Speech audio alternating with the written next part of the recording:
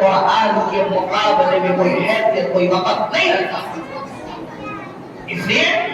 کہ اس کو یہ مقام دنیا نے دیا ہے، اس کو یہ مرتبہ دنیا والوں نے دیا ہے، لیکن ایک حافظ کو یہ مقام اس کے رب نے دیا ہے، ایک حافظ کو یہ مقام اس کے نبی نے دیا ہے۔ اللہ کے نبی صلی اللہ علیہ وسلم نے حافظ قرآن کے متعلق یہ باتیں بھی فرمائی، یہ حدیث بھی صحیح سند کے ساتھ روایت کی جاتی ہے۔ آپ صلی اللہ علیہ وسلم کہ حافظ قرآن کا انجام، حافظ قرآن کا حشر قیامت کے دن ان فرشتوں کے ساتھ ہوگا جنہیں اللہ تعالیٰ کی عزت و اکرام سے نوازا ہے۔ فرشتوں کے ساتھ حافظ قرآن کا مقام قائم ہوگا۔ جب ایک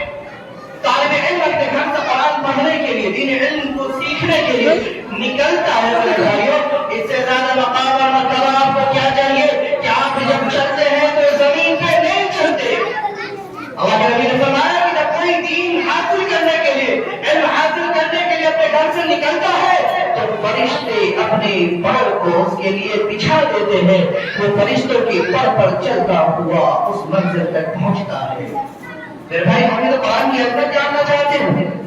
ہمیں تو قرآن کی حقیقت جاننا چاہتے ہو تو جاؤ احادیث رسول کا مطالعہ کرو،